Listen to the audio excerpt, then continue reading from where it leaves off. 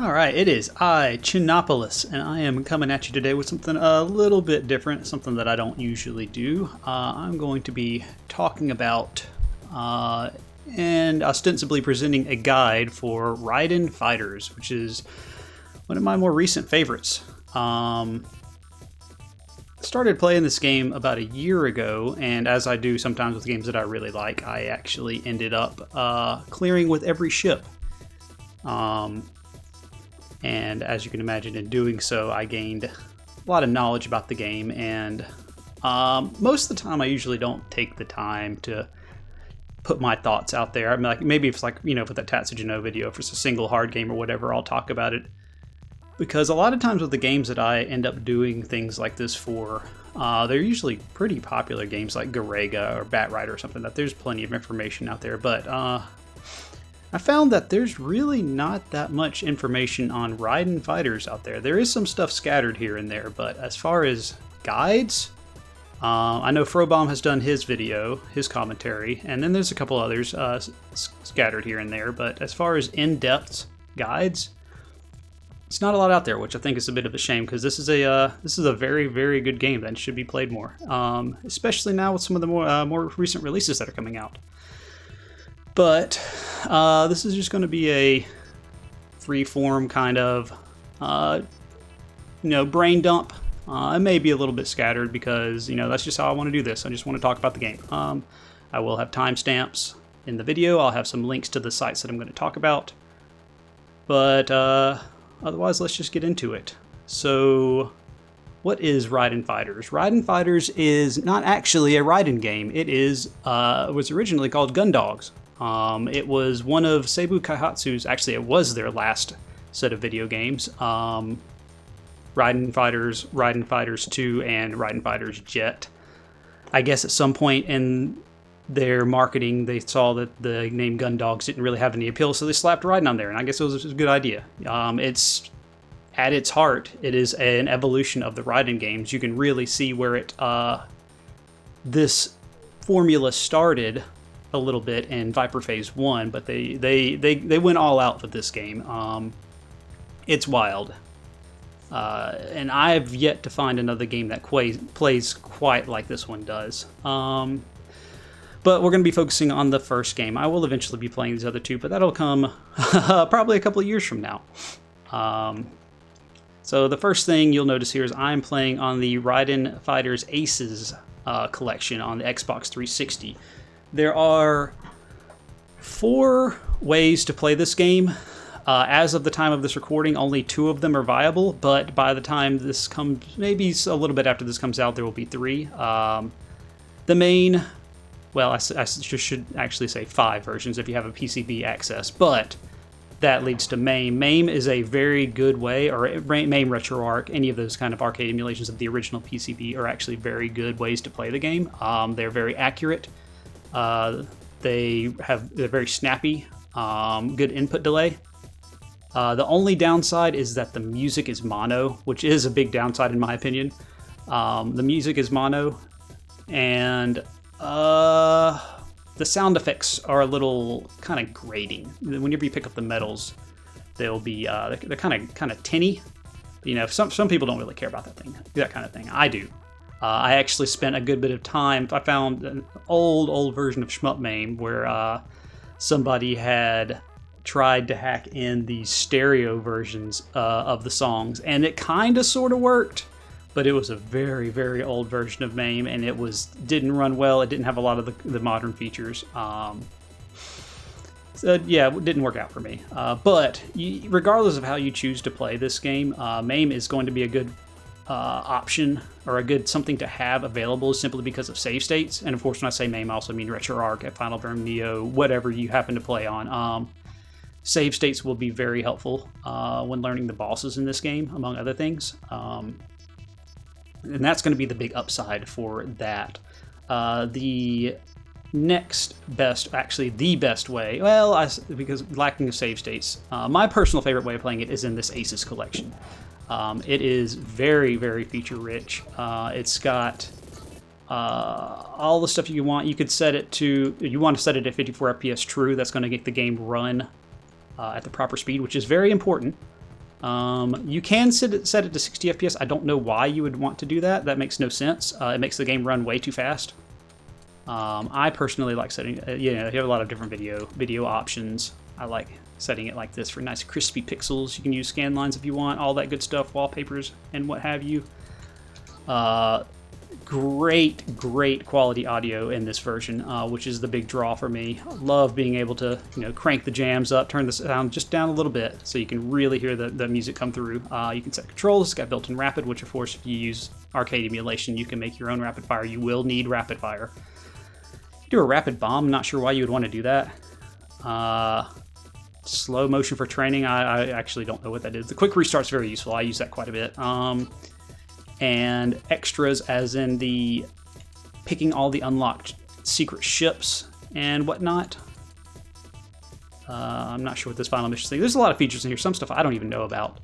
And then, of course, you got the training mode, which I actually make a good bit of use of. You can set... This is actually more advanced than what you can set in... do within MAME, because you can set very specific parameters for how you want to practice, which can be useful depending on what you're doing. What else? Have medals, how you want to set the medals for scoring. You can it's very full featured. And then whenever you get into it, you can choose the stage layout, which you actually can do in arcade, which I'll get to that later. But the big thing for me is that in addition to the normal arcade mode, it also has a boss rush mode, which is unique in that for the stages that are full on bosses like the big plane or the ship, it actually remixes the stages just a little bit, so you're like flying instead of going all around the ships or the airplane. You just go straight up to the middle of it, and it's pretty cool. And then expert mode, which is unique to this port, and I'll be talking about that much more in depth later. One thing to note: it comes default on normal difficulty. Normal is not the same as PCB difficulty. Arcade is the actual standard difficulty. I'm not sure why they did that. I guess just because it's a console release, but it is actually very much different than arcade, and that's tripped up a few people, made a few people kind of annoyed that they thought they got the arcade clear, and it was not actually the arcade clear. It's a little bit weak, a little bit easier.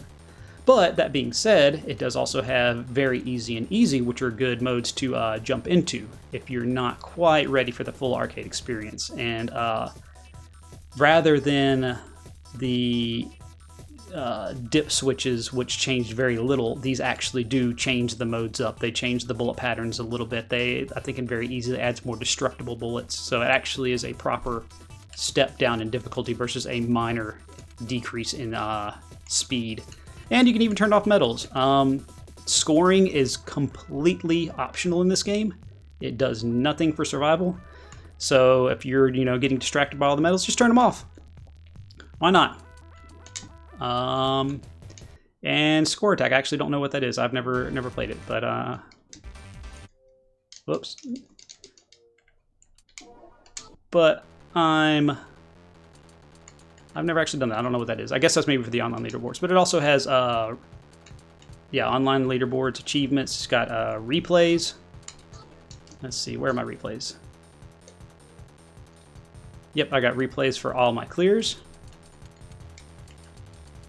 which is very neat. Shows you when you did it and all that kind of stuff.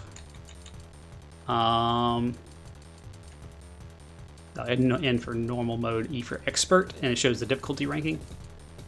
And basically everything that you could possibly want, even has your playtime. But I don't think that playtime's accurate because I closed out a lot of times before letting it save, so it's probably a lot longer than that. I actually bought a modded... Oh, that's probably the important thing. How do you actually play this version? You can emulate it with Xenia, but I personally had an issue where my sound would cut out. The music and the sound would completely cut out after a few minutes of play, which was just a deal killer for me. I couldn't play without sound. I do know some people have been able to run this perfectly. The input delay is great on Xenia, but I guess it just depends maybe on your setup, which version of the nightly version you try. I was never able to get it to do it. It would be worth trying. But I actually ended up getting a modded 360 just for, well, not just for this game, but mainly for this game. And it was well worth the money. I absolutely love this port.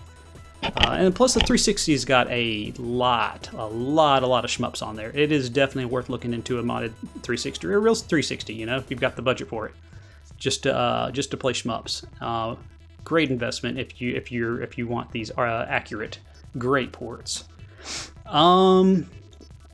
Now there are two other versions. There is the Steam Raiden Fighters Legacy Collection, I think it's called. Don't buy that. Even if it's like $1, it's not worth the time. It's buggy, it's laggy, it's completely inaccurate. It looks and sounds bad. The menus are barely functional in it. Like, there is no need to play that game. It may as well not exist. Just run some ancient version of MAME if you have to, and play that version of it. Do not play that version that's on Steam. Now, as of this recording, the Raiden Fighters Remix Collection has just been released this past week.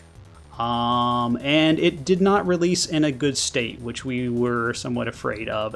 It only came out with 60 FPS mode, which means that the game runs too fast. I don't know why they did this, but apparently they are aware that people are not happy, which they should be, and they have pledged that they will be putting out a patch to correct this and make it to where you can play in 54 FPS. So that's good.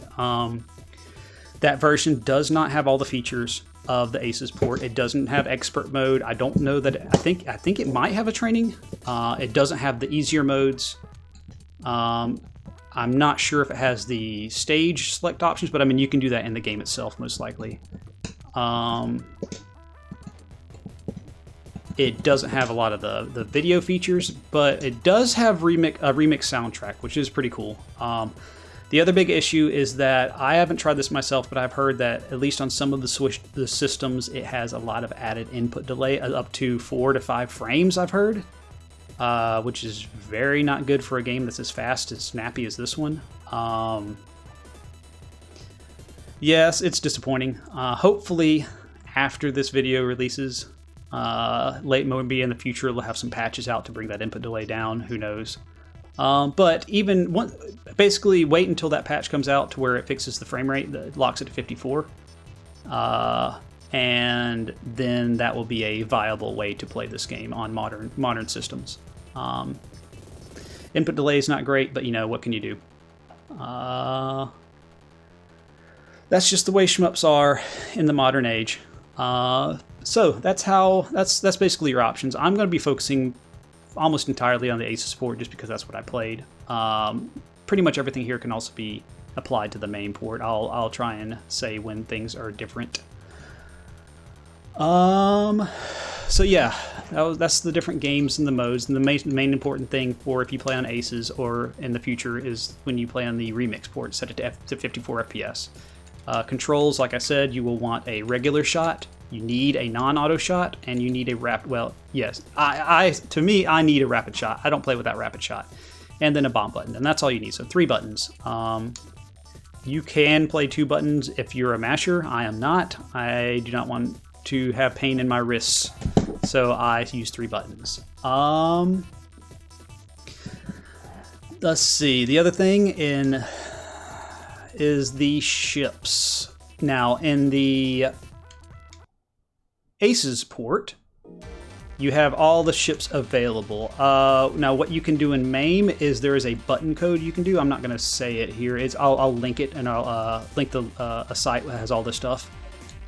You can enter a button code to unlock the Raiden Mark II and the Judge Spear. So you have 7 ships plus a secret 8th ship, where if you hold against the side of the screen, and then you hit bomb and shoot at the same time, you get a slave version of whatever ship that is. So for that, I held left. Say if I want to use the slave version of Chaser, I'm going to hold either up or right and hit both bomb and shot, and it'll give you the slave version of that, which we'll get into what these slave ships are. I keep hitting the wrong button. And it is a fairly straightforward game, so there's not a whole lot to know otherwise before getting into it other than the stage order. I highly recommend either using the default stage order or maybe, which is 1, 2, 3, 4, 5, or 1, 2, 3, 5, 4. For expert, I switched 5 and 4, but generally 4 and 5 is probably the best. 1 is the jungle stage, 2 is the desert, 3 is the big ship. You can't change 3. 4 is the snow stage, and 5 is the train stage. For regular play, the snow stage, in my opinion, is harder, so I like to get it out of the way first. But for expert, whenever you're really, really counting your bombs, I like to do the train stage first. And also, I found the train stage to be harder in expert, so I wanted to do that first. And let's see. For let me pull this up. For the main version of the game, let's see. There is a code. Let me see if I can see where it is. Stage order. Okay. If you hold up, down, left, or right when starting a credit, it gives you... here, let me pull that up right quick. I don't know if you can see that on this recording, but I'll link this. This is the Shmups Wiki. It's got the codes and a lot of good information. You can choose your stage order. So I would recommend always having forest first and airship second. So hold up while you put your credit in, and that's going to give you the probably the ideal stage order. Now, if you're going to do expert and have train, well, actually, you can't do expert on MAME because it's only an Aegis, so never mind. But those are your two options. Either hold up or down whenever you start the credit, and that'll get you a good stage order. Otherwise, I think it's random if you don't do that. For consistency's sake, when training, you definitely want to pick a stage order and just stick with that. Let's see what else. And that's kind of all the preliminary stuff before you.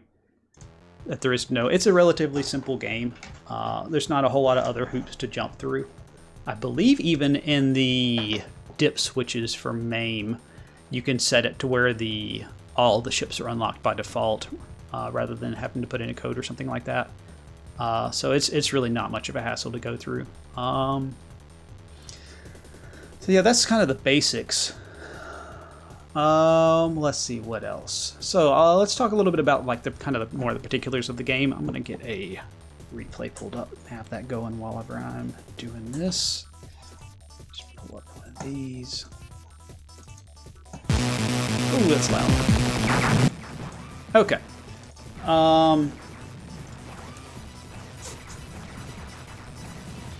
There we go. Like I said, if you played Raiden, or you kind of know what the deal is. It's, you move, you shoot. In this game in particular, you have medals that force for score, but there are no extends at all, score or pickups. You have your options, and you have your shot types. You start the game, you have only your basic shot, but you power up very quickly in this game. You have the power-ups, they start off on one, and then after a few seconds they switch to the other.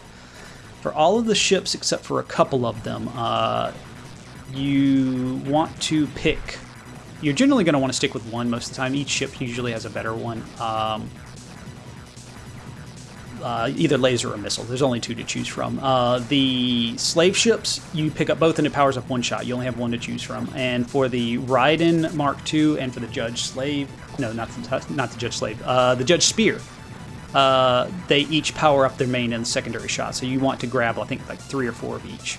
You do not need to stack them. If you grab a missile and then grab a laser, you'll have a level 2 laser rather than just a level 1 laser. So you don't have to match them up, so that's nice. There are also fairies that can pop up. Some of the fairies, if you leave them alive long enough. Let's see if I like this one here. If you leave it alive long enough, it'll drop a bomb for you. You can hold 7 bombs. Bombs are very, very, very important. You can also grab the fairies for points. There are hidden Meeklisses in various places. You sit over them, like that one there. They spray out medals. Those are important for scoring and for unlocking the big medals. And the final thing is the options. Now, the options there's a little bit more going on with them than you might think. And I'll talk about the scoring aspect of them, but options are very, very, very important.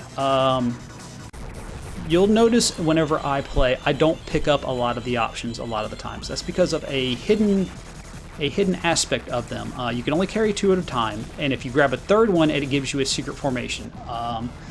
There is the swing formation, the forward, the chaser, and the homing. I don't like using them. The homing formation usually just instantly kills them because they ram into whatever they're trying to shoot. The swing formation is just visual vomit. Like, it's just, it becomes impossible to see what they're doing. The forward formation is okay. It's good for blocking bullets. But it can be kind of awkward. And then the chase formation actually does a lot of damage because they double up their shots and you can focus where they're going to be. But they're not as good defensively. That's the main benefit of the options beside the extra firepower, is that they block for you, and that's very, very important. I don't know how this was discovered because there's no visual indication of it. I don't know. I don't know, but if every single option item you let leave the screen, it increases the amount of hits your options can take. So let's see. They hang around for a while, but eventually they start to go into a wider sweeping formation. Let's see, one of them here will eventually just go off. See, like that one down there at the very bottom, it eventually just swept off the screen. Whenever that fully leaves the screen, now my options permanently can take an additional 6 or 8 hits. I'm not sure exactly. And that stacks. I don't know if it stacks infinitely, but it is noticeable. If you just grab every single option, you'll find that your options are just dying repeatedly. But if you only grab as many as you need, by the time you get to in-game, you'll find that they can take quite a few hits, which is really, really important for survival. And for damage, because they spit out a little bit extra damage. But as far as actually playing, that's about it. There's a lot of secrets in each of the stages, like that. See that Miklas there? I'll go over that whenever I start going through the stages individually. But the other aspect is the scoring. I didn't do any super heavy scoring. I did a decent bit of scoring. But this game is loaded down with secrets. If you want to see a really, really in-depth look at scoring, go watch Jamer's replay. I don't remember exactly how much he got, but he goes for a lot of the scoring tricks. Now, hopefully that's who I'm thinking of. I'm pretty sure he has one, and I will feel very foolish if it's not him that I'm thinking of, but I want to say he has a commentated, annotated replay showing the scoring tricks. Do I want to go over that now? No, I'll wait till stage 1. Basically, there's some hoops you got to jump through to enable scoring, which is kind of funny. You have to build up medals, but there's 3 sets of medals that you have to build up to enable the final set of medals, and then you have to. Well, I guess I'll get into it. Basically, you have to get 8 medals, and that maxes out your single medals. Then you have to get 8 more medals with a single option. Bring that up to at least 80. And that will max out the single option medals, which I do that here with the Miklas. And then you have to do that again with 2 options to max out the 2 option medals. And if you've done it correctly, which here, I got another Miklas here. See, now I have the 10k medals unlocked. You only get the 10k medals if you have gotten at least 8 up to 80, or the 8 digit of the medals for the other 3 ranks, which is just crazy to me. And then, once you have done that and have the 10k medals unlock, if you have, I think, 10 medals or 8 medals on screen at once, you'll see they explode there. Now you have unlocked chaining medals. So just like in Battle Garega, every medal you get goes up in value. And just like in Garega, if you drop them off screen, then they reset down to nothing. So I think that it's pretty neat. I'm kind of glad that you don't have to do it if you don't want to, but it's a lot of fun for me, in my opinion, to just jump through all those hoops and get those big fat 100k medals. And in addition to that, there's all kinds of little bonuses like destroying multiple things at the same time or destroying things after a certain period of time or whatever. But I'll get into that a little bit more, and I'll also link a site that shows all of the that has pictures even. It's an old site that has pictures of every single one of the secrets, where the berries are, all that kind of stuff. But yeah, this game moves. So Now that that's out of the way, let's talk about the ships. Let's see. Probably should have put a little bit more thought into how we want to do this. Okay, you know, we'll just go down the videos real quick. There are 8 ships in this game, and of the 8, you will find most people use 2 of them. The Judge Spear and the Slave. I'm going to go ahead and say that using the slave ship, you're really not engaging with a lot of what the game has to offer. But it does have its uses. Every one of the ships, except for the secret ships, has a charge shot. And that's kind of like, at first I felt like the charge shot was kind of awkward and not really usable, but the more I got into the game and the more I cleared with these ships, the more I kind of realized that they do have their uses, and it really adds a level of engagement that I don't always get. So let's just jump into it. Let's start off with the Aegis. I'm going to go in alphabetical order because that's how it's in my thing. The Aegis is kind of the premier ship of this game. It's the ship that's on the cover. Which is pretty funny to me because, oh no, you know what? I used to think it was one of the weaker ships, but having played all of them now, I think it's solidly in the middle. Oh, and don't worry, I'll be doing a tier list after all this is done. Everybody loves a tier list. I find that a lot of people that pick up the game kind of want to play as the Aegis because it's kind of the quintessential ship of this game. It has a forward missile, it's got homing laser, it's got a nice movement speed, it's got a nice rapid shot. You will find that rapid shots are not even between all of these ships. Some of them have a very wide spread, some of them have a very focused narrow spread. This one's got a nice kind of in the middle. The movement speed is the big thing for this ship. The movement speed and the decent damage. This was the second or third ship I cleared with. I, at first, struggled with it because it feels pretty weak. The homing lasers come out from behind. They're not the fastest, and they're definitely not the strongest. So some of the medium-sized Zako, it just doesn't kill in time. What I found is that making good use of the charge shot in good situations can really let the ship shine. I didn't use the missiles much. I found that they were just a little bit too slow and that they're really not strong enough to cover, to give up the coverage that you get from the lasers. I guess I could recommend this one if you're starting off. See, like the charge lasers. You can get you can take out a lot with the charge lasers, and it lasts a good while too. That's kind of the key, is knowing when to use that. But any ship that has good movement speed, you're going to be able to get some good use out of. So decent enough ship.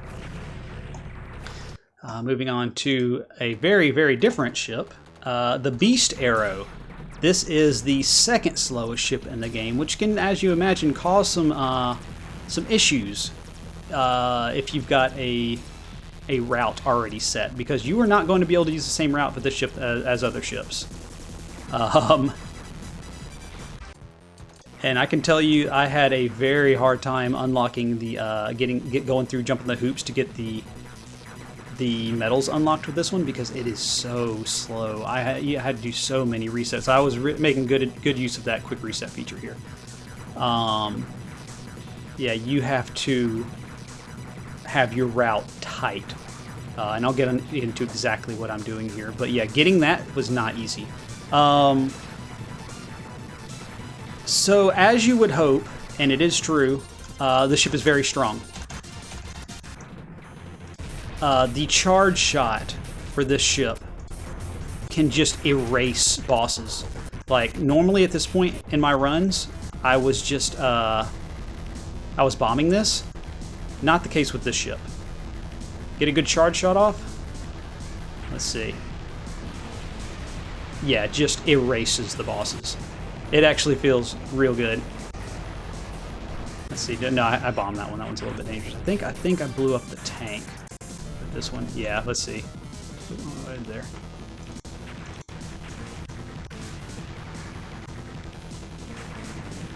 I just bombed it. Wasn't taking chances. Yeah, this ship's so slow that you can't... That's normally a pretty easy dodge, but I just couldn't reliably pull it off. The missiles are too weak. There's no point in using the missiles. You have enough coverage with the wide shot anyway. There's no point in using that. You're gonna get what you need from the Vulcan spread. Pretty fun to use, I guess. It's fun to erase the bosses, but as far as actually getting through the stages is actually a nightmare, so probably not actually fun. I think I blew up this boss too with the laser. Oh yeah, instantly. Just getting out. Okay, I was not playing with this boss. I like dodging this boss some. Oh man, yeah. Yeah, okay. Yeah, not. It's fun wiping the ship sometimes, wiping the bosses out sometimes, but trying to dodge is an absolute nightmare. Next up is the Chaser.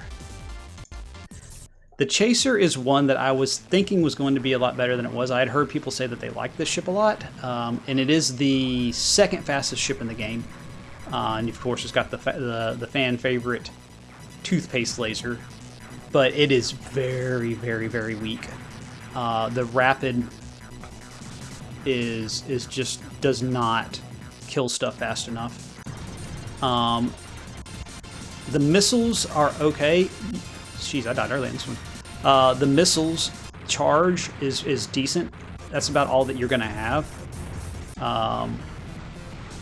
The laser it just doesn't kill stuff fast enough. So you're really taking advantage of the speed. I did not really like using this one. A lot of people like using the slave version of this one though, because it's not quite as insanely fast as the Judge Spear Slave. So it's a little bit more tolerable speed. Probably the perfect speed in this game. It's fast, but not like crazy fast where you're running into stuff that you're trying to avoid.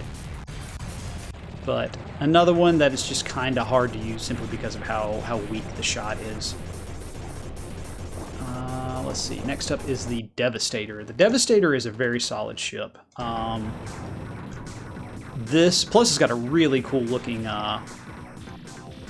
laser, but sadly the laser kind of sucks. It's just weak. I use it here. There's not really just showing it off, but the reason it's called the Devastator is because of that missile. Those napalm missiles or whatever they are do a ton of damage. I think it's the second strongest thing after the Beast Arrow's laser. It's got a kind of a medium slow speed. It's a little bit slower than the Aegis.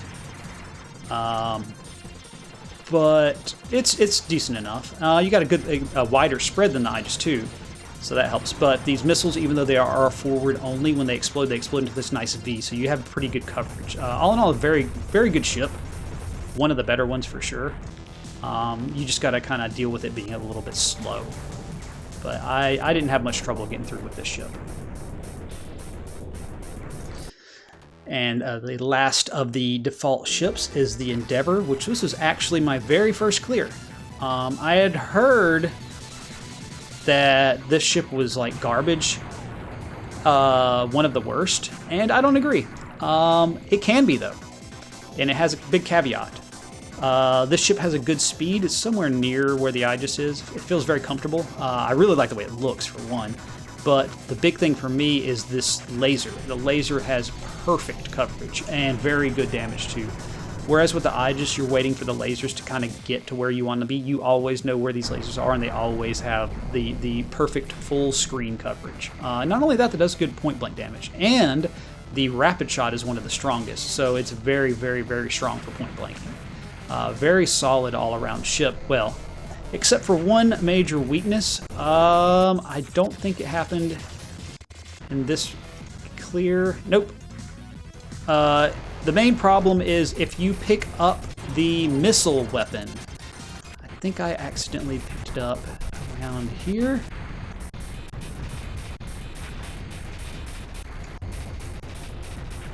Nope. Okay. I didn't. You won't see me pick up the missile weapon because if you do, you're probably going to die. The missile weapon is horrible in this for this ship. it drops these little mines that are supposed to block bullets, but they're just about useless. You can't point blank with them. I mean, I guess you could, but you're not. You're just going to get killed. So that kind of it is a negative, in that if you pick them up, you're screwed. But it's a positive in that you don't have to think about it. You just only pick up the lasers. Just avoid the yellow. Yellow is bad. Good old Same reference there. I like the ship. Definitely one of my favorites. So that leads into the secret ships. I had high hopes for the Raiden Mark II because, of course, it's the classic. It's the Raiden. And plus, it's a secret ship. I saved this one almost for last, kind of as a victory lap. And this was not a victory lap. This was a death march. This was probably the hardest out of all the clears for me. I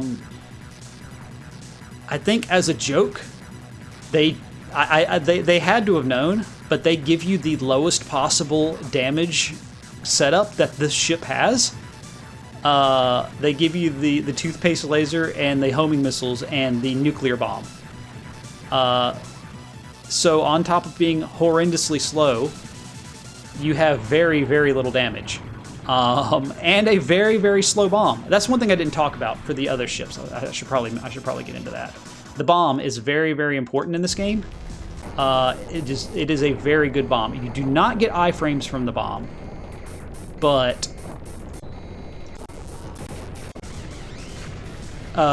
it will block any bullets, and it does come out instantly. And if you hold the button down like that, perfect demonstration. If you hold the button down, it will go as far until you release it. Great bomb. Feels great to use. Very powerful. You get a lot of them. Use them. They are good for defense. They are very good for offense. So I need to mark where I mentioned that in this video because that's an important note. All right, so back to the Raiden Mark II. It does not have this bomb. It has the good old nuclear bomb from classic Raiden games.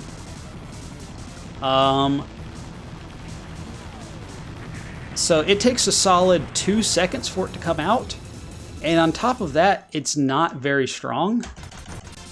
I don't know. Maybe they just wanted the ship to be kind of like a challenge ship for the Raiden vets or something like that. The one good thing the ship can do is, let's see if I can find a place where I did it. You can sometimes manipulate the toothpaste laser like that right there. If you can get it to kind of loop around like that, it does a lot of damage. But it is very risky and it's very unreliable. So even getting it like that helps because you're getting double damage out there. And if you can like get it to do a bunch of loops, it does kill stuff pretty quick.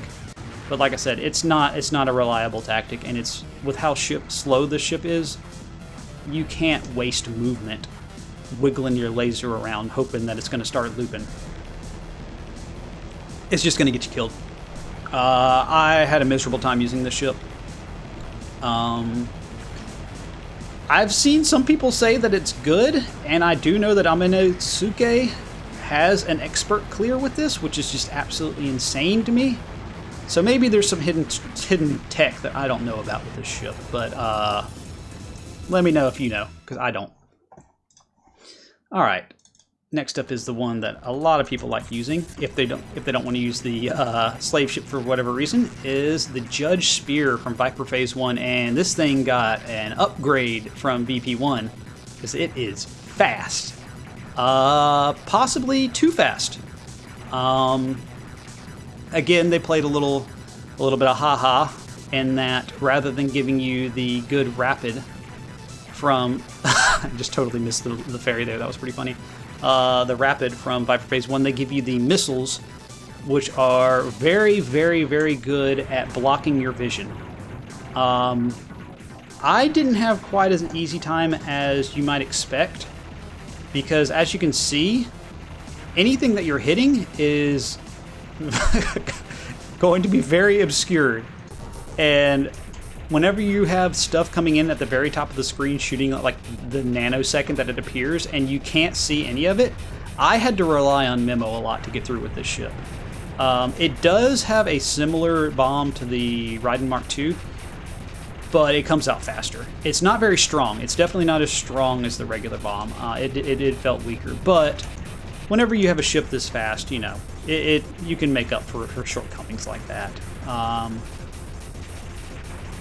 Yeah, I didn't enjoy this one near as much as I thought I would, but it is pretty funny. And this ship existing does lead to what is probably the most broken ship in the entire game, which is the Judge Spear Slave. And I didn't, whenever I first started playing, I didn't have any interest in using the slave ships because I feel that they're kind of boring. You have one shot, it's just a rapid, you have no charge shot, and you have the regular bomb. You have a smaller hitbox, and that's it. It is straight busted. When you get full power, it has 5 shots. Let's see. Yep, like right here, and you can sit at the bottom, and you have full coverage. This is expert, which is why you'll see some extra bullets, by the way. And whenever you pick Judge Spear's version of the Slave, you get a very, very fast ship. This is, bar none, the best ship in the game. I believe this is what most people use whenever they're playing for like any kind of heavy scoring, or if they just want to get through the game, just get the clear. If you just want to get the clear, use the ship. No two ways about it. Maybe use the Chaser Slave if this is too fast for you. They all function the same. It's the only difference is going to be the speed. I personally do not recommend playing this unless, like I said, you just want to get the clear and get out. To me, you're missing out on a lot of what this game has to offer. That being said, I did use it without question for expert mode, but expert mode is insane. So that's all the ships. Nice and simple. This is going to be a little bit more difficult whenever I get to Raiden Fighters 2, and it has like a ton of ships. But now everybody's favorite tier list. I just threw this together real quick. I know people are going to ask, and I will let you know. I'm just going to go ahead and get this out of the way. The slave ship is the best. Like, there's no two ways about it. It's busted. It feels hilarious. Even in expert, like it just felt insane how moving around the patterns. Now that has other issues that kind of countered that. But it's hilarious playing a game like this with a ship that fast that has no real downsides. I guess you could consider it a downside in that the options look the same as you, so you can kind of lose yourself. But I mean, you have the smaller hitbox anyway, so it's not a big deal. All right, and let's get the other one out of the way. The Mark II. I don't know. Maybe there's something about the ship that I don't get, but it ain't for me. So now we'll just go in order here. So the Aegis. I may shuffle these around, but I'm going to say that the Aegis is solidly B tier, very middle of the pack. It's a little bit weak. It's got good speed, easy to use. If you really learn the game and kind of utilize all its systems, it's well balanced. It's well equipped to handle what the game is throwing at you. If you're new to these type of games, you'll probably struggle with this ship simply because of how weak it is. But a lot of the difficulties of the game are in the bosses, and as long as you bomb them, it's not too big of a deal. So then that just leaves the mid-sized enemies. You could do worse. Namely with the Beast Arrow. I kinda could throw that into D tier. No, I'm not gonna throw it into D tier. It's better than the Raiden Mark II, and simply because you can use that charge shot and it has the better bomb. The bomb and the charge shot, you can just erase bosses and problem enemies, and then with the wide shot, you can take out Zako. That just leaves dealing with the patterns that you can't stop. Yeah, I would say that's C tier. Oh, this is going to be kind of... I know where some of these are going to go. I'm going to say the Chaser is going to be lower B tier than the Aegis. The speed is nice, but it being so weak, I did not like using this ship. The rapid is weak, the missiles are weak, the charge shot's not super great. It's easier to get through the game than with the Beast Arrow simply because it's got such good movement speed. But the weakness is a problem. Now, Devastator, solid A. Potentially, possibly the best default ship because it has that good usable movement speed and a very, very strong missile. The charge missiles are just about as good as the Beast Arrow. You still got a decent amount of coverage, and you have usable movement speed. So that's one I can recommend to people. That and the Endeavor. And I think I have to put the Endeavor above the Devastator because of ease of use. This was my first clear, and I want to say that if it wasn't the top, it ended up being the second highest of my scores too. And for my first clear, I no-missed all the way to the final boss. Very, very easy to use ship, very solid. Just stick with laser, avoid missile at all cost, and it can cover a lot of the nastier areas with those lasers.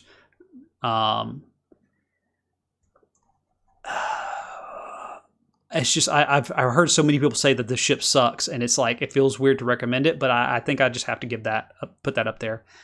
Now the Judge Spear is a weird one in that it is busted with that movement speed and it is very strong, but the visibility is a problem.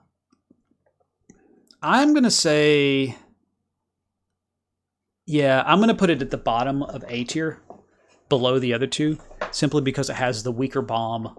It has a almost too fast movement speed, and it is strong, but I found it awkward to use. It is definitely does that let you cheese out some things, but yeah, if you don't really know the game inside and out, you're going to get, and you don't have very fast reactions, you're gonna have problems. If you're a bullet hell kid and you're dodging everything on sight, you could probably use that ship. But if you're one of those players, you're probably just gonna use the slave ship anyway. So whatever.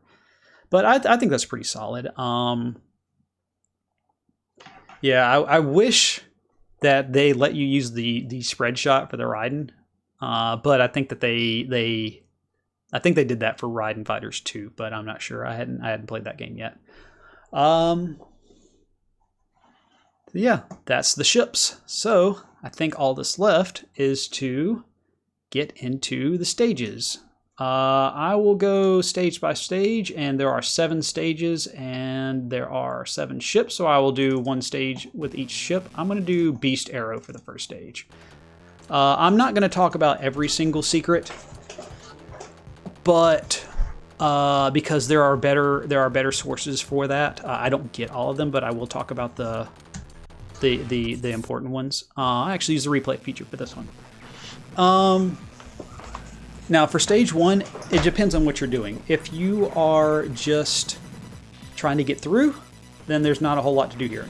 If you're trying to score, there is a lot more to do here. So what you have to do this whoa, I don't know what I did there.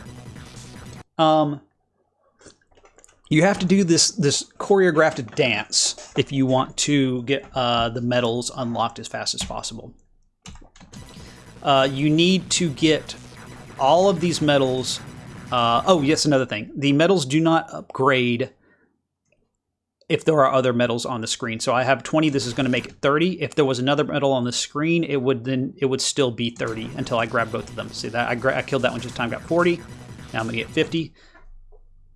Survival and scoring aspect here. Those ships, if you kill them before they shoot, you get a quick shot bonus. If you kill every single one of them and get the quick shot bonus, then you get a hidden fairy. That hidden fairy gives you, of course, an extra 100,000 score and an extra bomb. Not super important, You can max out on bombs with a solid route even without getting that. But it is nice to have.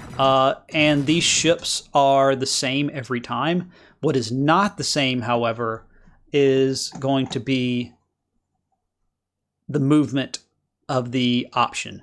Now remember, in order to upgrade the medals, you have to get up to 8 per amount of options that you have. That includes 0. So you need to get 8 medals here without picking up an option. And sometimes that option just moves into a horrible position to where you can't avoid the medal or kill the ship or get the quick shot bonus without grabbing it. And that quick you reset. But it's the first 10 seconds of the game. So there I got all the quick shot bonuses. The ferry pops out. You can kill the ferries. Be careful about that. And you can grab the ferry before the bomb comes out. So also be careful. So there, I got 90. You only need 80. Grab the option. Get another medal, sit on top of that house, get the Meekless. Now, if you cover the Meekless and shoot, it shoots a medal for like every second you're shooting it, or every half second or whatever. So that instantly maxed out my 1 option medals. This is not a lot crazier than it looks. It's just a lot of tapping. Tapping is very, very big in this game. So now that I maxed out my 1 option medals, I have 2. Next, Hidden Ferry. No, Hidden Meekless. Do not destroy this ship until it passes the turret right there. It will always drop the bomb, but if you wait long enough then that Meekless appears, make sure you're completely over it before you start shooting it, or it will spray medals, and then you can't increase your medal value. But stage 1, already up to 10k medals. You can get a little bonus here by killing both those. You can actually kill them both at a time, but this ship is not going to. Most of the enemies in this game are aimed, so just either sweeping or tapping will deal with their patterns. This boss, you can fight it. It's really not much to it, but it's... Oh, yeah, that's another fun little bonus. If you use your options or a bomb to block the shot, you get 100,000 bonus for defended the house. That's always fun. Yes, you can sit back and fight this boss, but it's Raiden. We don't fight bosses in Raiden. So what we're gonna do is sit on top of the turret.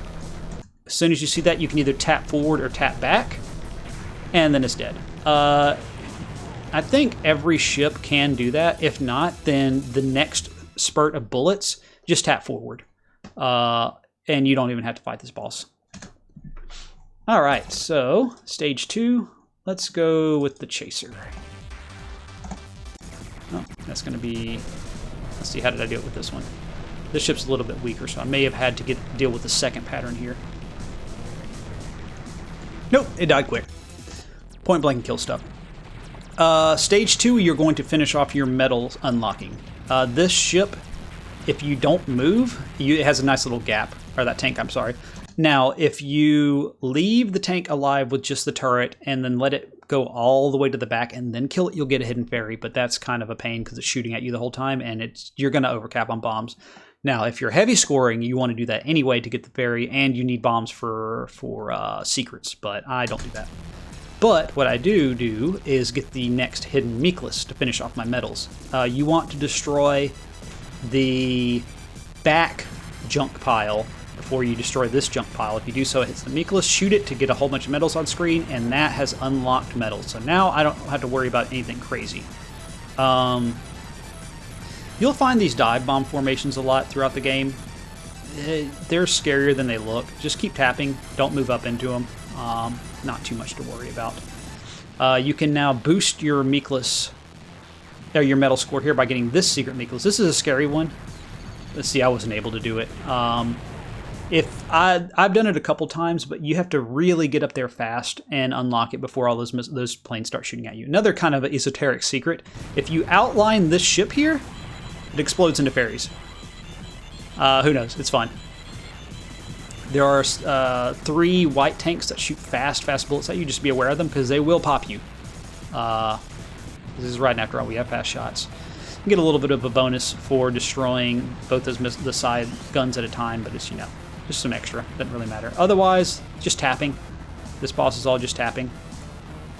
It'll shoot a little burst there. Just keep tapping. Try and avoid, get my options powered up.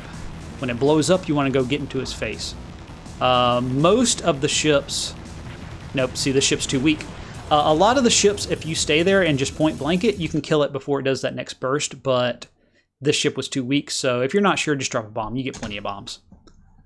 On to stage 3. Like I said, this game moves. So let's do the Raiden Mark II for stage 3, because this one gets some crazy lasers.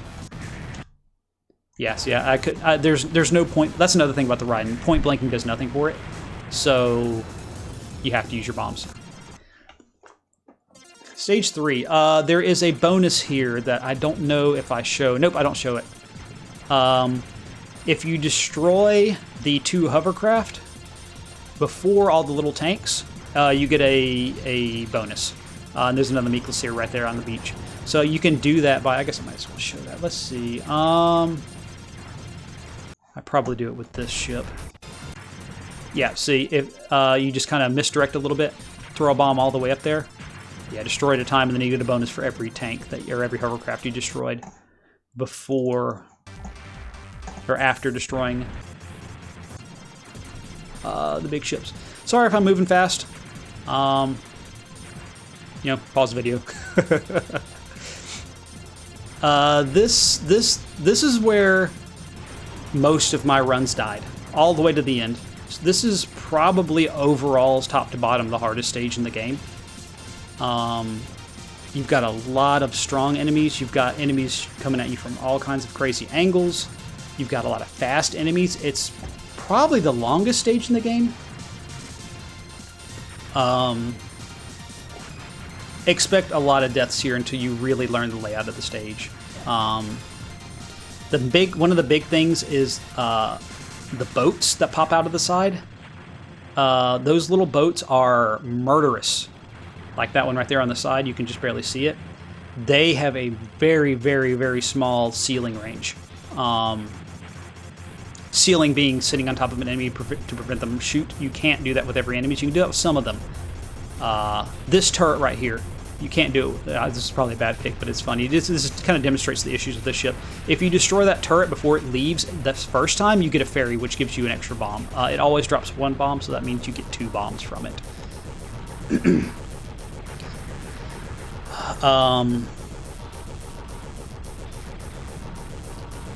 The big thing with this stage is making sure you destroy everything, because you're kind of looping around this carrier, and some of the turrets, if you don't destroy them the first time, will shoot at you the second time.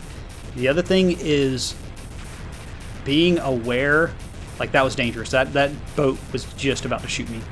Being aware of where the shots are going to come from. Those big deck guns, they shoot very, very fast, and they will catch you because they always shoot 2 shots too.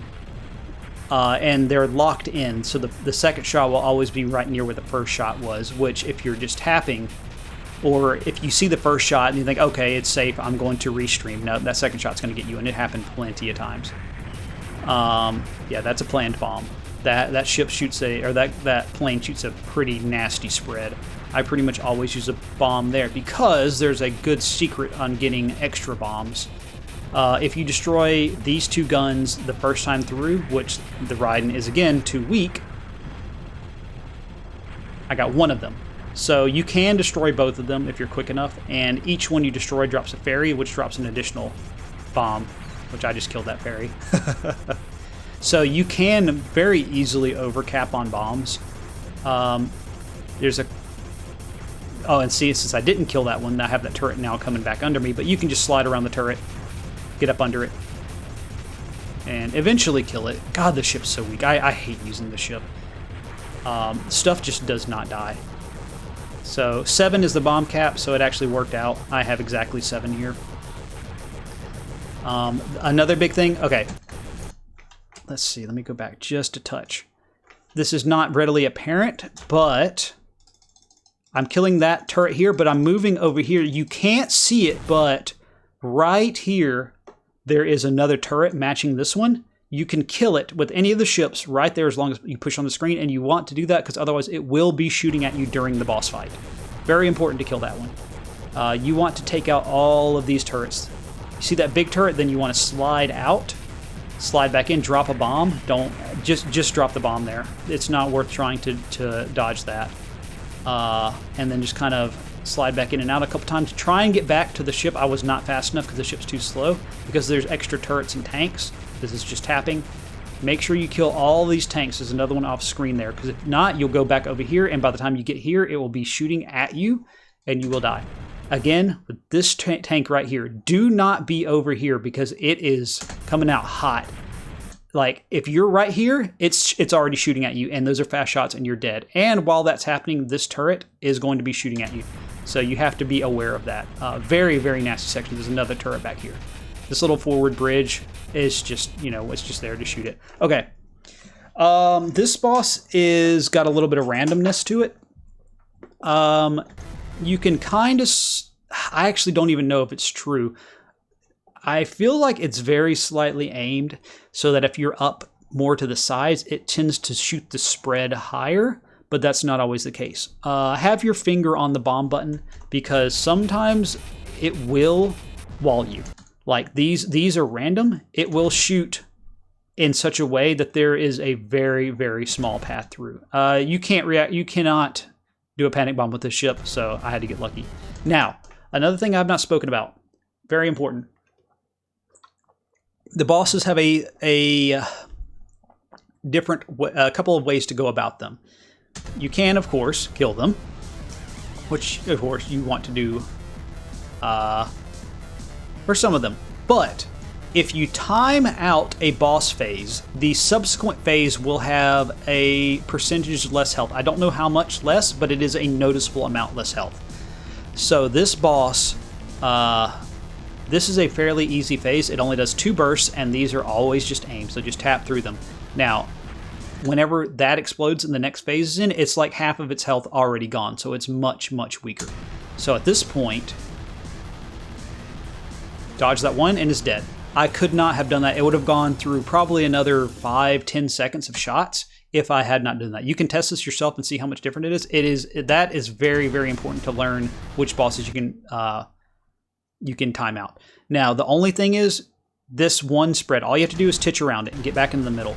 It will, with every single ship, die before that, before it gets to the next phase.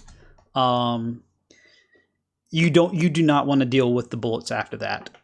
You don't even really need to worry about titching around there if you're not confident. Just throw a bomb out. You got a bunch of bombs, just throw one out. I found it pretty reliable just to dodge around that one bullet. This is the midpoint of the game. It gives you a little kind of informational thing there. So we've done the Aegis. No, we've done the Beast Arrow. Let's do the Aegis for this one. This is stage 4. Let's see. How did it? Yeah, that's how a lot of times you'll want to face this boss. It's just line up and just drop a bomb on it. Don't even worry about it. Just get out of there. You got a lot of bombs. This snow stage. This is whenever you're... This is a very heavy routing stage. You've got some tanks kind of on the edges here to think about.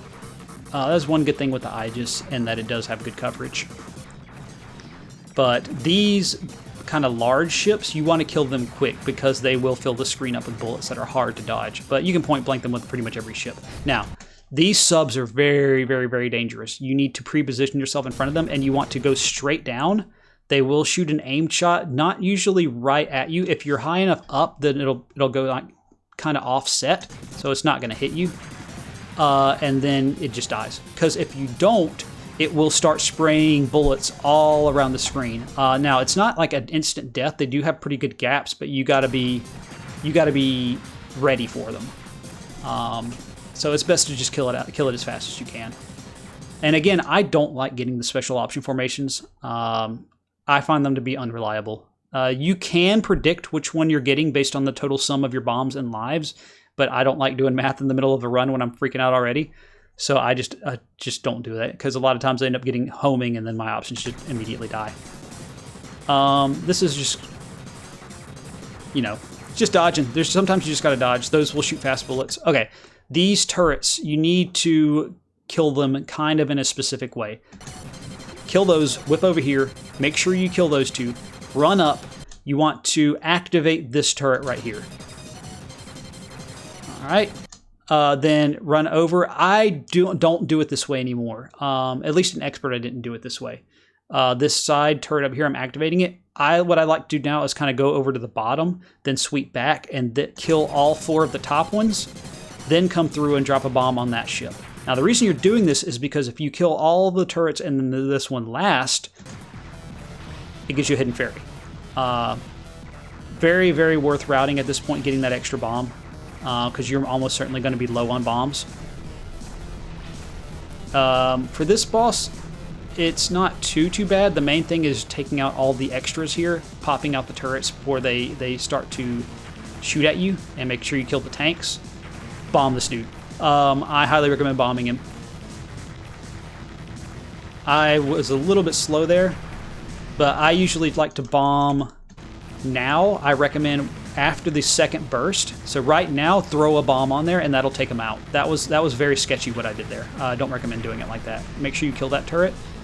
Now, you can either bomb that. This is a static pattern that's aimed on you. You can just slide out of one of the gaps here. I had a hard time doing that with the slower ships, but with the faster ships, it's not too bad. Now, it's always going to do this same thing, where it shoots a very fast aim. You can just titch over. If you're uncertain, just throw a bomb out. It's not that hard, but nerves are going to be high, and if you're practiced and you're confident, yeah, just do that little titch over, save your bomb. But otherwise, throw it out there. Get out of the stage. Let's see. What haven't I done? We can do the Judge Spear for this stage. Did I do a different order here? Yeah, apparently I did. Wait, did I skip the... Oh, wait, I did skip a stage. The train stage. Not bad. I'm used to... I'm coming off my expert clear, and I did a different stage order. This stage is not so bad. It's just knowing where a couple of big enemies are and how to deal with them. Like this, there's a hidden Meekless there. It can be a little bit sketchy to get because there's up here, these tank train car things shoot very, very fast bullets. Let's see if you can even see one. Yep. Yeah, there it is. I don't know if you can... Right there. Yeah, that's a problem. Let's see how fast that comes out. So it's on the screen. Let's see. Yep, there, coming out. You can follow it down the screen now. Like, that thing hit my option. Coming out quick. Yeah, you want to see in there, and again, good demonstration. I have these forward options, both of them immediately dead on that ship. Just stick with the basic options if you can help it. Now, for here, there is a very annoying tank that's going to shoot at you. You need to take that out quick, and you need to either sit directly on this turret in the middle here or misdirect it because it shoots fast. You can just sit directly on top of it, but if you're too far to the side, it will shoot you. Another big ship right there. That big ship here, it takes a while to start shooting. So pretty much every ship can take it out before it's an issue. Yeah, make sure you're full up on options at this point, and then take that one out. Not every ship can kill it in the first pass, but again, that tank down there takes a long time to start shooting. Do not sit still here, and do not cross back on yourself because those bullets come out fast, and you will not see where they're coming from. They shoot with, like, there's a tiny pixel on screen. This ship, you can no-bomb it. I do not recommend no-bombing it. It always drops a bomb. There's a lot of things coming at you from weird angles. It doesn't take very long to start shooting. I highly recommend just bombing that one and getting it out of there. It doesn't shoot the same pattern as the other. It shoots a static with an aimed, so it kind of traps you and then shoots a wide aimed spread that's pretty hard to deal with. Another Meekless right here. And now you can just kind of cruise. Just be careful; those shots come out quick for those little linear shots. Otherwise, this is just a waves while you're watching this really awesome animation of the ship dropping into the water. And that's another thing I had to mention. This game looks great. I love the way this game looks. The sprites are fantastic. Now, this ship is this boss is very easy to deal with. It's just a little bit of tapping. Oh, perfect timing. Too little bit of tapping right there. What did I do? How did I? Let's see. That's interesting. How did I manage to die there? Very expert player here, folks. So I shot. Did I? Nope. That's just a good fat hitbox. That's what that is. It's hard to tap with a very fast ship. But anyway, what you're supposed to do there is just tap over between those shots, and then it just shoots the same shots again. So you don't have to move. And then pretty much every ship is going to take care of that turret there. So at this point, then, it's just a repeated pattern. Always dodge to the right. Just dodge to the right, and then just kind of sit there, and it'll never hit you. And it just repeats the same pattern over and over again until the next phase, when you see it explode. When you see it explode, I'll show a different ship. You can drop a bomb, and then it just dies. Let's get a little bit better view of that. The Devastator. Okay, this is how it's supposed to be done. So yeah, just kind of sit in between those shots. It's static where those little turrets shoot. So if you're right there, the little turret will never hit you. So then you can just go over and kill it, and just kind of titch over to the side, and all of the everything basically takes care of itself on this boss. And then whenever you hear the explosion, it will then open up these right here, drop a bomb on it, and then just move up. And it will shoot a big spread, but every single ship at this point has enough firepower to kill it before anything else happens. So, very chill boss. One bomb and you're done. That leads on to the notorious stage 6.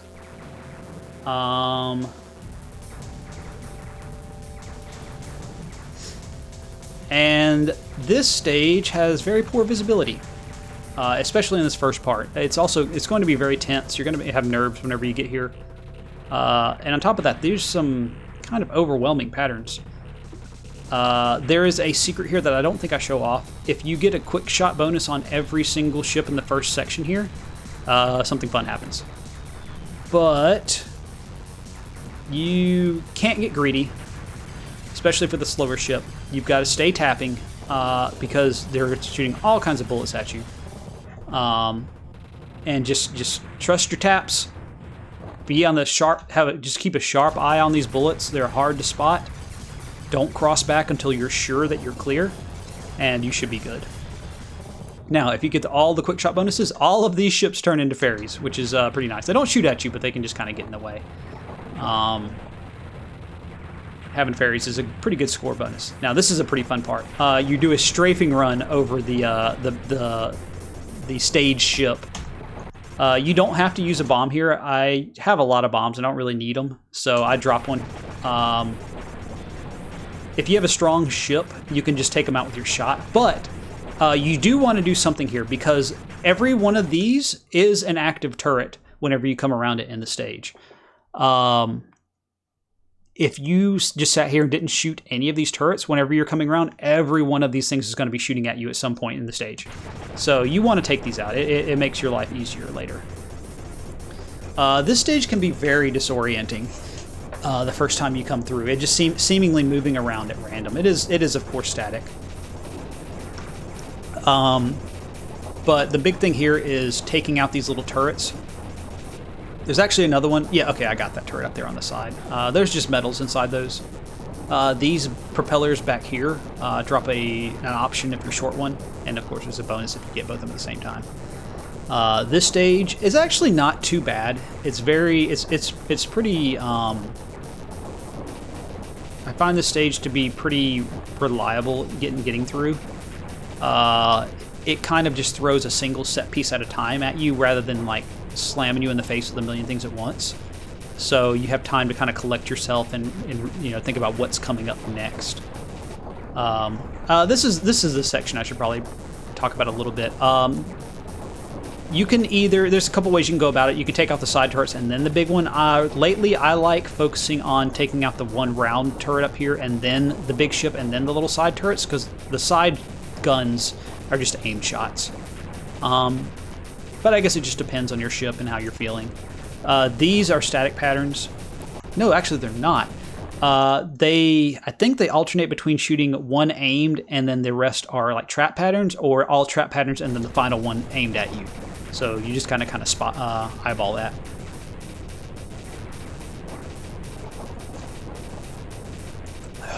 And really awesome stage, by the way. Love the way the stage looks going around the ship. But it's really about taking out things before they're a problem. Yeah, taking out those turrets, because they will be shooting at you if you don't. Getting to this ship before it does anything. See, I didn't destroy that one turret here on the initial pass, and it shot at me. I actually didn't even see that it shot at me. That's why you want to take those out in the first strafe. The slower ships are going to struggle a little bit on this section that's coming up. Unless you have a very solid route. You have these kind of dive bomber ships, and they shoot very fast bullets. Don't try and restream through them because they will hit you. Just trust your shot and then pick a direction and stick with it. If you try and restream, you're going to get killed. On this one, you definitely want to take out the turrets before the big ships, because this one's a little bit further back. Yeah.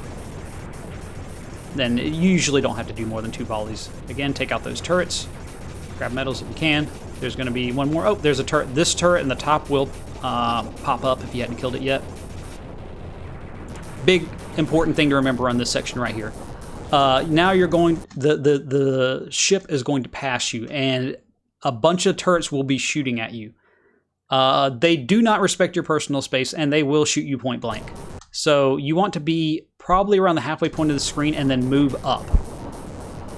Because I've never actually tried it myself. You might be able to sit down there and shoot them before they can shoot you, but I don't know. I just do this same way every time, and it always works. Just move up there and then move down here, and you'll pretty much be safe every time. I was cutting it a little bit close, but the ship's kind of slow, so I guess I was not risking anything. Another bomber ship. Make sure you kill it quick, because it shoots just a pretty nasty spray of bullets. And be aware, any turret you have not killed up to this point will start shooting at you here. One more option refill from the side. See right there, I didn't kill that turret, so now it's taking pot shots at me. All right, this boss, this boss right here is a reason to have main. You will want to practice this boss a lot. I will probably just end up bombing it here, but this is a very scary boss. Yeah, even with bombs, if you don't know what's coming, unless you're literally just spamming the button. I just wasted it there. But you could see in the phase transition, if I didn't have a bomb at the ready, I mean, yeah, that's fast. You can see I was already moving before, because I saw that the phase transition was happening, and I already start to move out, because I know it's going to shoot a big blast of bullets at me. Yeah, see, I'm moving ahead of time already, because I know that that's coming. That's an aimed blast. Let's see if I did how I did if I actually fought it on any of my other clears. It does the same set of patterns every time. See, it does this kind of spread, and then it does a few shots plus of 4, and the final burst will have 1 aimed directly at you. Oh, I actually dodged it here. It does 3 waves. I can dodge them, but I find it to not be reliable.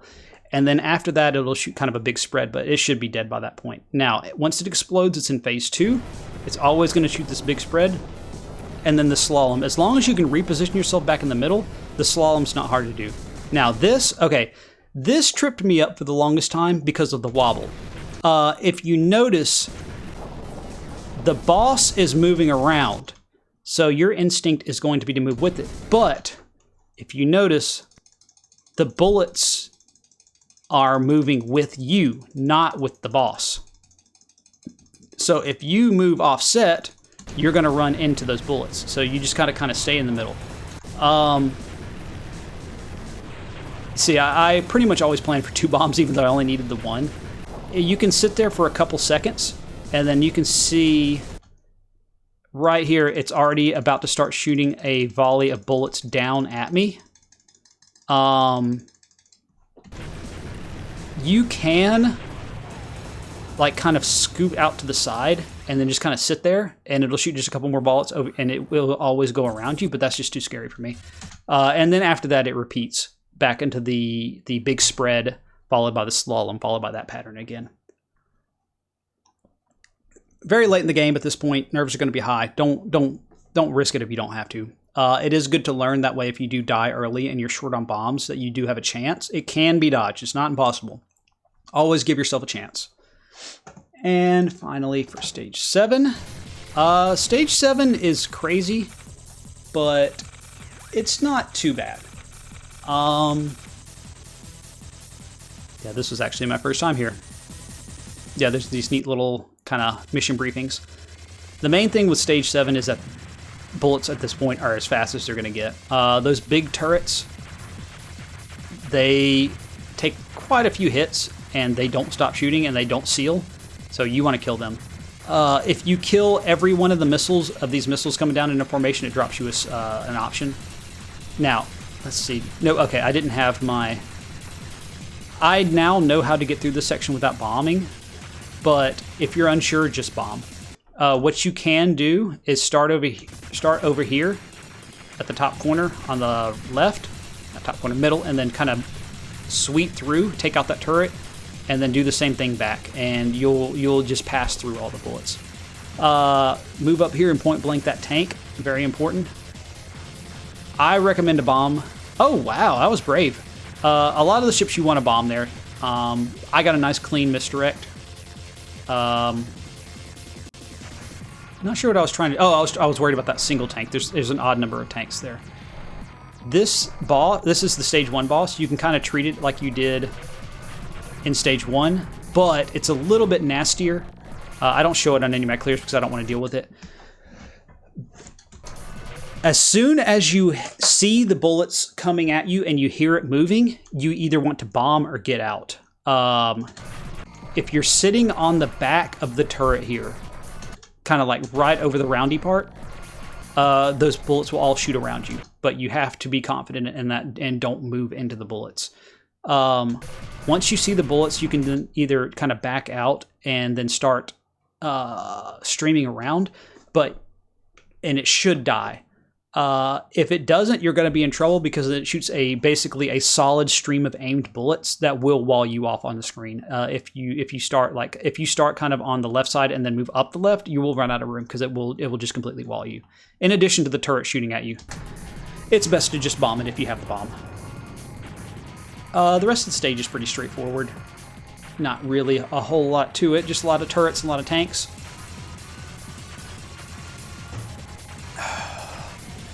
Gives you plenty of options. Definitely use them. Watch these low tanks coming out. Move up to this one and don't move. It just shoots around you. You will need that bomb. It is very, very nice of them to give you that bomb because you need it to get through this next section.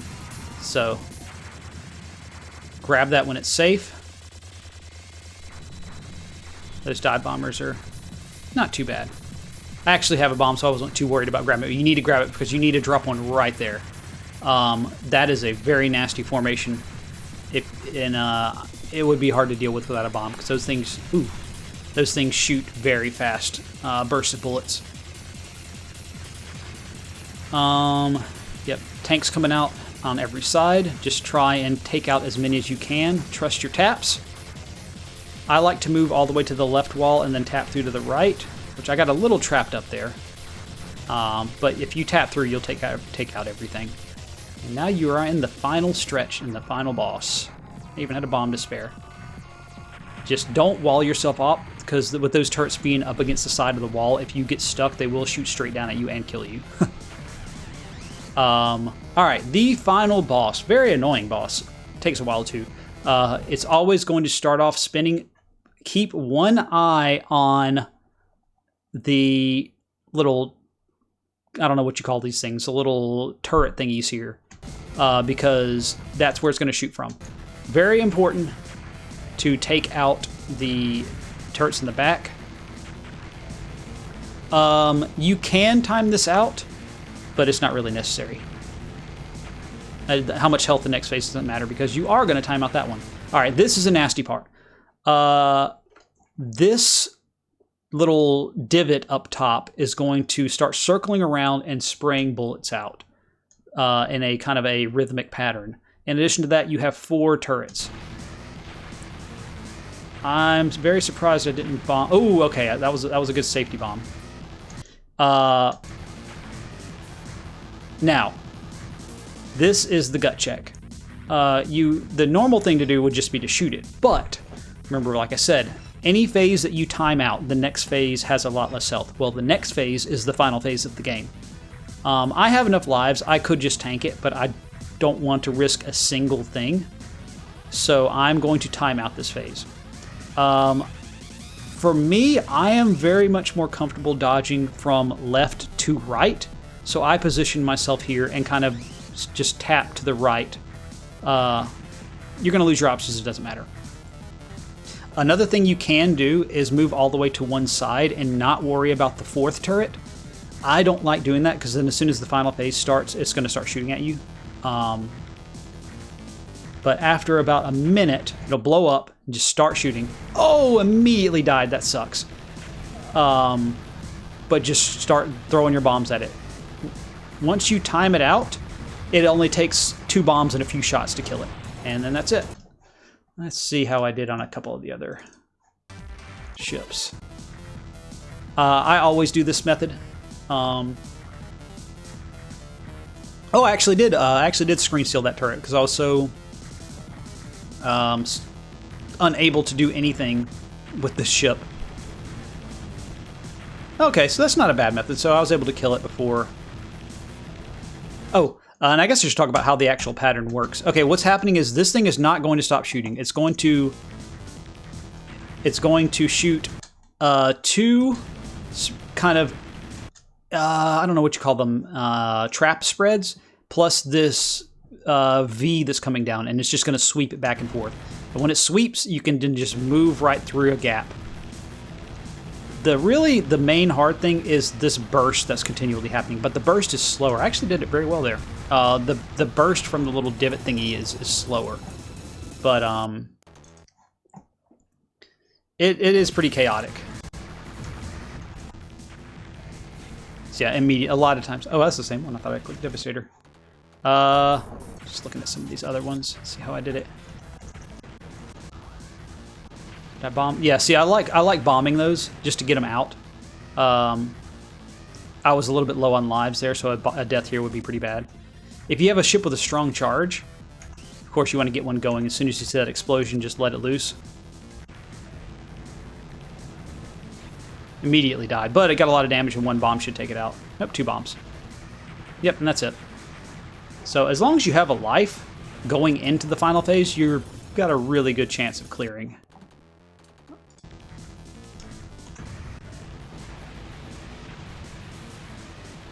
Yeah, see, oh wow, okay, so that was a scary situation. I had no extra lives here. So I let loose with that. Very close with that. And then just dropped the bombs and took it out. So yeah, 2 bombs and you got a pretty good chance of clearing, and that's the game.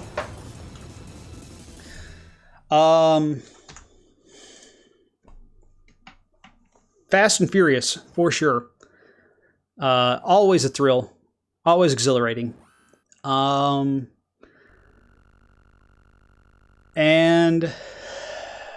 I recommend you play it. But that's not all. Well, it is actually all unless you have the Aegis port. Kind of one of the reasons I really wanted to get into this video, because in the first place, was I wanted to talk about expert mode. As of right now, as of this video, I'm just gonna let this play. There are no recordings on YouTube of any expert clears. There are recordings on Nico Nico. There's one at least. There's probably more. And then on Twitch, Aminotsuke, probably saying that wrong, has 4 expert clears. That person is the master. That's where I learned a lot of my tricks was from them. They have like a they have all their clears saved on Twitch, but that's not always an accessible way of looking at things. So I wanted to make a video myself. But expert mode is not just faster. It's basically an arrange of the regular game. The first thing you'll notice, aside from everything being faster, is that everything is shooting revenge bullets at you. It's just as bad as it sounds. The revenge bullets are kind of slow, so they're very bad about trapping you.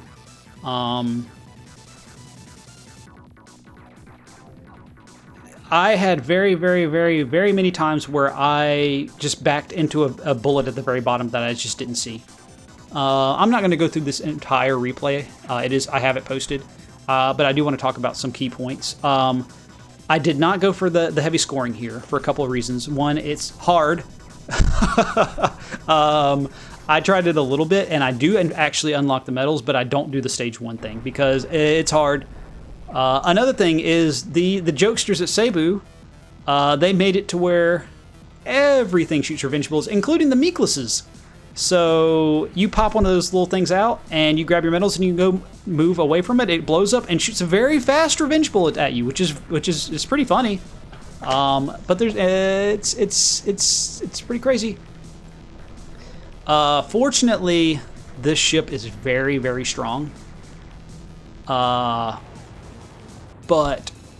and also very fast. You need the speed. The bosses also shoot revenge bullets, and that's a big thing later.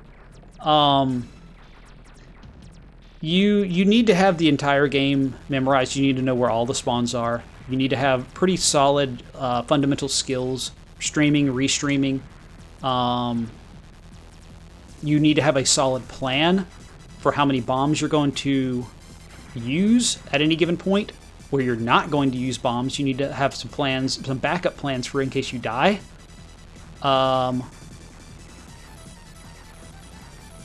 Like that's a pretty nasty section. If you try and do that from right to left, you're going to get killed by those tanks. So you got to do that from left to right. Other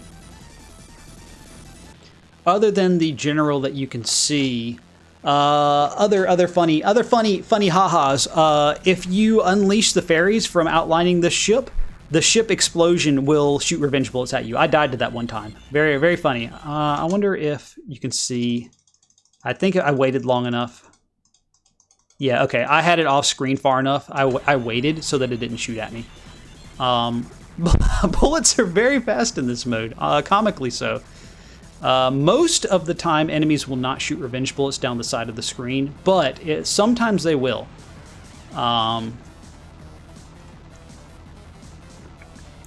Most of the same methods apply. It's just that everything's kind of sped up. Ooh, that was a little bit nasty shooting after the thing already died. You just have to be ready to move away as soon as a boss dies.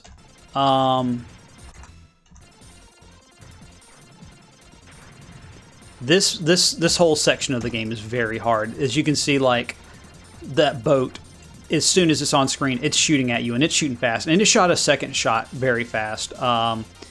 Knowing where the enemies are spawning in to kill them before they're on screen is paramount. I actually started only going with one option here, just to power up my options that much more. I didn't feel like the second option was helping me that much, and it was just dying, and I was replacing it constantly.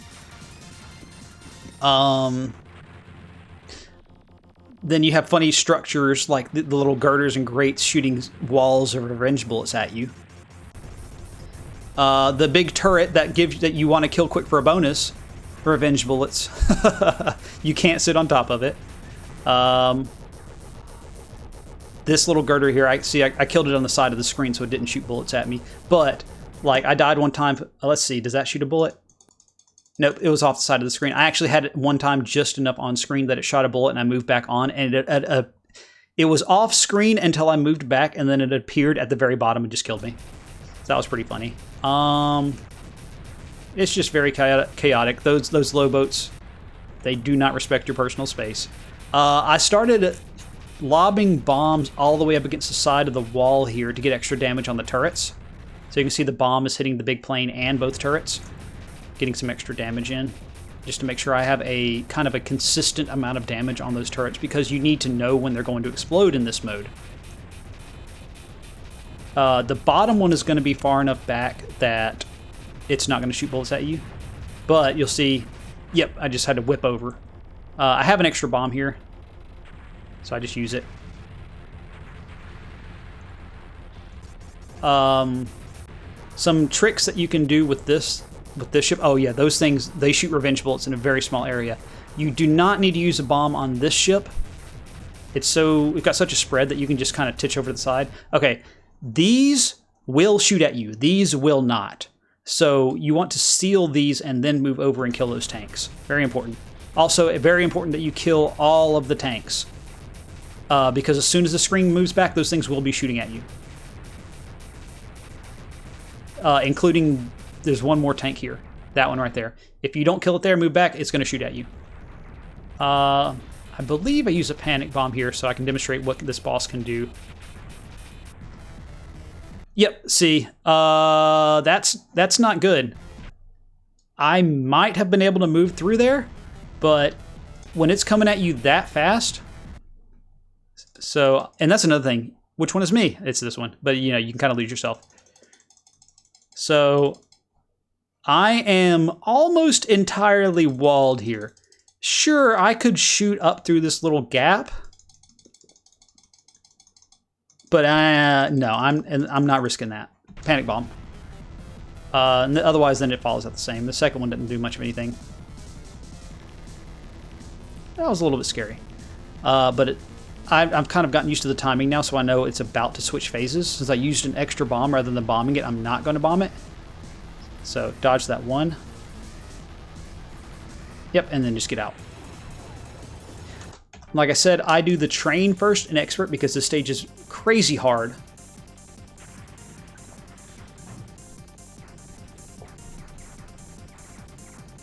Okay, that right there, that tank, I think it's shooting at me as... Yep, it's already shooting at me.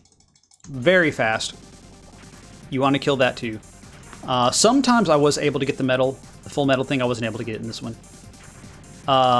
These ships coming in at kind of like a sequential pattern, shooting these rows of revenge bullets, blocking you off, really, really annoying, because you have this one tank out here that's just ready to blast a spray of bullets at you. Very fast, but you need to kill it, and you also need to kill this thing, which revenge bullet from that turret, then that spray of bullets, so you don't want to be directly in front of it. You need to kill these things fast while you got all these little Zako coming out, popping bullets at you. It's chaos. Fortunately, this tank over here doesn't shoot very fast, like I said, so you don't have to worry too much about it. I was able to steal that one turret. I'm going for late game success, so I'm not bombing this one. I practiced this a lot. As soon as you hear the music change, move up. I actually got second options. That freaked me out. Oh! Okay, so what you're supposed to do, if you have your regular options, just fly straight up to it, and then after about a second, just go straight back down and over, and you will not get hit by anything. I hit the two side options, and it threw me off mentally. So for some reason, I flitted to the side, and I sort of kind of did my thing, but because the ship is so fast, I was able to slot my way out of that one. Still almost got hit by the bullets there. Yeah, and the rest of the stage is pretty standard. The tail fin of this will shoot revenge bullets at you. Very funny. So after a couple seconds, just titch over. It's fine. Killed my options, whatever. Otherwise, you can handle it the same. Although just the little guns are going to be shooting at you, but you're dodging to the side anyway. Now, you do not want to kill this boss the same way as in normal mode. See that? Go up there, bomb it, do a little bit of damage. Okay, there's two ways you can deal with this. The prudent way is to wait, go back down, shoot a bomb. However, I want as many bombs as possible. So, kill it, and then get ready to tap. It took a lot of practice, but the later for these aerial bosses, they shoot a lot of revenge bullets, but they're kind of rhythmic, and that they come from certain places, and there's always going to be these little gaps between them. So as long as you're quick and you spot the gaps, it also helped that the one wing was kind of off screen, so it's not shooting as many bullets from the side there. If it had been more centered, it probably would have died. The opening of the snow stage is kind of crazy, and that you can very easily get trapped by revenge bullets. So just don't go all the way to the wall. Otherwise, it's more or less the same. Let's see, I think I killed that. Yep, because I had the other option formation again, I was able to do a decent amount of damage. Here is the way I was talking about. You kill the 2 turrets here. Then pop open the 1. All the way down. Kill these 4 turrets. Drop the bomb. Pop open the other 2. Kill the 1, then kill the other. It's a lot more reliable than the other way. Now, for Expert, you want to kill the what do you call this thing? The snowplow. If you kill the snowplow, all of the turrets instantly pop up. Otherwise, they pop up kind of slowly, and it takes too long. You just need to make sure you actually kill them. Same deal, pop that open. Wait for 2 shots here. Drop a bomb. Make sure it's on the turret. If even a little bit of that turret is sticking out, it's going to shoot you. Fly out of that, and then macro out of that one. Kill that turret. Sit on top of that tank. It has a tiny, tiny seal radius. It will shoot you. Or the revenge bullet will kill you. I don't know what I was thinking here. I guess I was just kind of like nerves. I need to just bomb right now because I'm going to get 2 bombs in the next stage. So there's no reason for me not to. I guess in my mind I was still in a bomb deficit. So I'm thinking I'm going to dodge this, but I did successfully kill the boss. But I think I actually even killed it faster than I thought I was going to. So the revenge bullet spooked me. So even though I was clear, I just threw a bomb. But it worked out because I didn't need that bomb.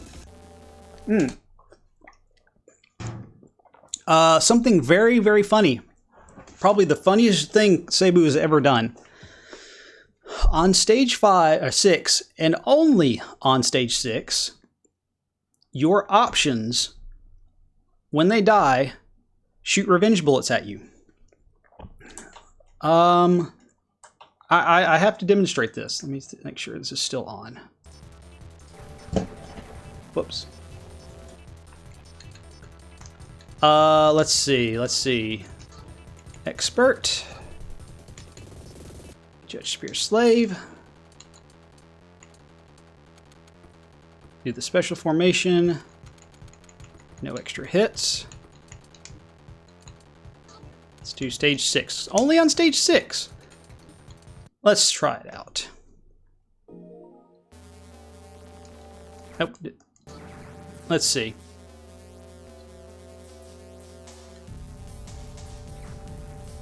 Kind of hard to spot with this formation. Yep, see, that was one of them. Let me.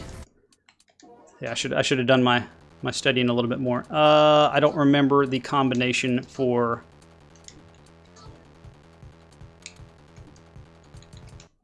the different formations. Let's see. Nope, just died. Excellent demonstration. Let's try that. I want the forward options. Nope, well, hey, at least you can see the different formations. All right, I think it's 3.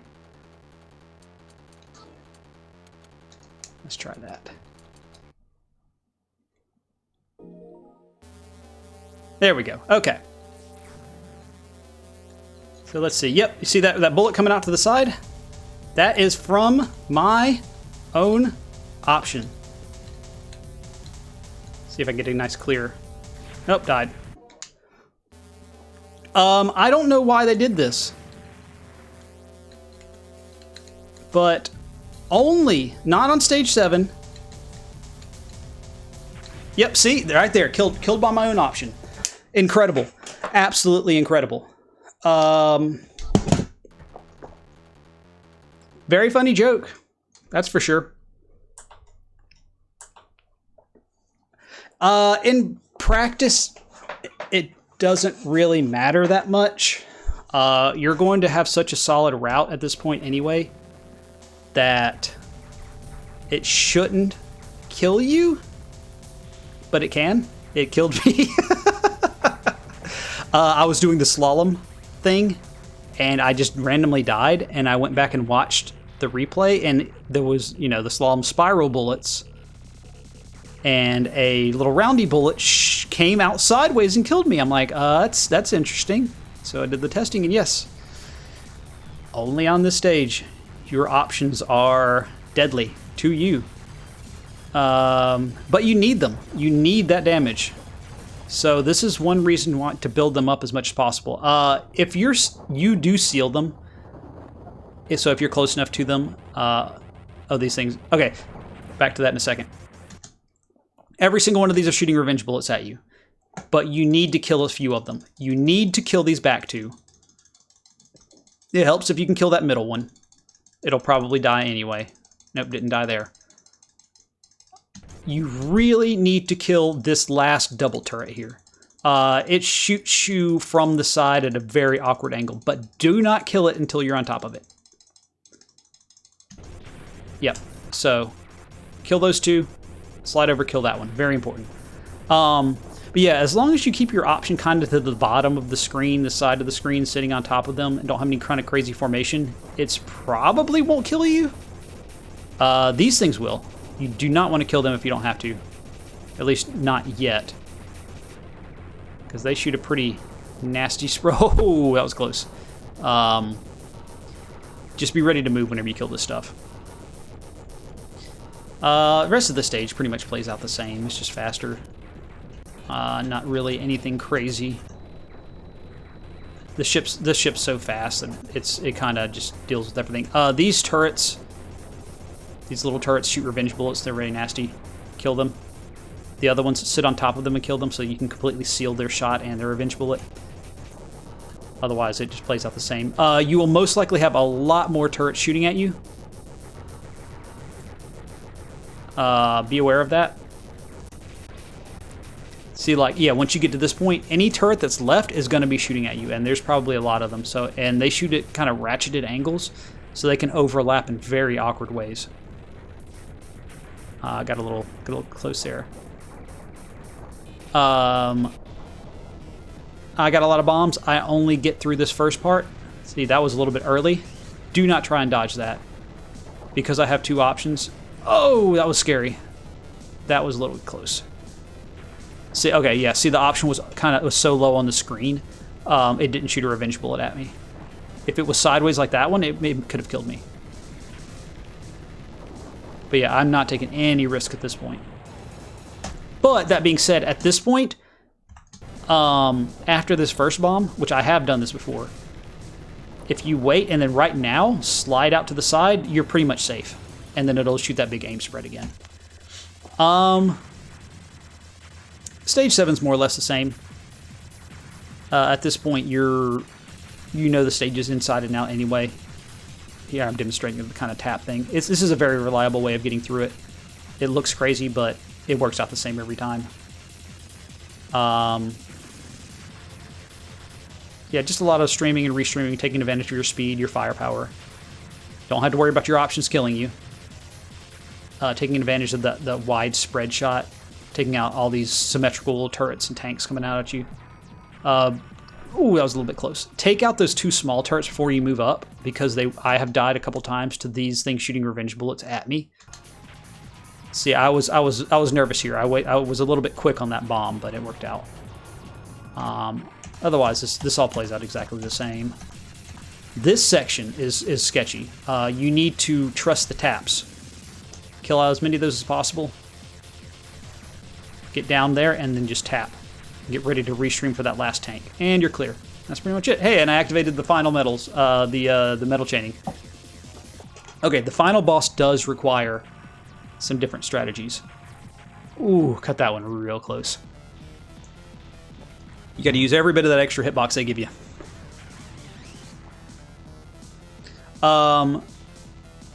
The big problem here is that all of these missiles are shooting revenge bullets at you, in addition to the turrets shooting at you very quickly, and the main boss. It doesn't take too much to kill the middle, but the missiles are never going to spawn along the side of the wall, so you may as well just take yourself a break here. It's just safer. You don't have to worry about missiles shooting revenge bullets at you. You don't have to worry about the phase transition happening unexpectedly, killing you. It's just safer. So, again, there's a couple of ways to handle the second phase. My favorite way is, of course, to just kill the first one, drop a bomb. It's safest, to drop 2 bombs, but I was already pretty clear here, so I kind of wanted to go all the way.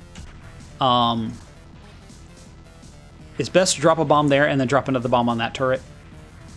But I was, like I said, I was feeling frisky. So now, same deal as before, except these are very fast. Waits about a minute. Okay. As soon as the phase transition happens, get in there, drop your bomb. This pattern's really not any different. It's just a little bit faster. Slide through. Okay. You are almost guaranteed a death in this final burst of revenge bullets because, as you can see, the revenge bullets come from everywhere. But I checked out one of those Amenotsuke replays and saw that he had a method. Wow, I cut that close. I cut that real close. They kind of... It's kind of hard to explain, but the revenge bullets come from the middle-ish. Not the edges, but the middle-ish, including very low here. And they're always aimed. So you can, as soon as you see the revenge bullet, start tapping to the wall and then just start tapping up the side. It takes a while, but as long as you use your taps, you can get out of this and just go all the way up. And then you're through. And that is my no-miss clear. Couldn't believe it. The first time I ever got a no-miss, and it was on Expert. I guess it was the culmination of everything I had learned. But for a normal clear, as long as you have a life, the iframes, if you die on the final phase, are longer than the revenge bullet phase. So you don't even have to worry about it. You get in here with the life on that final phase, and it's pretty much free. Otherwise, if you're cutting it close, you can just drop a couple bombs. So, but that is Raiden Fighters. Gun Dogs. Very, very fun game. And I think I've said just about everything I can say for this game. I will... all the different color option ships. I'll make sure to link all the different things I've talked about in here. I'm going to have chapters. If you have any questions, if you've made it this far, thank you. If you have any questions, make sure to ask them. If I had said anything wrong, which I probably did, let me know. I will pin these comments.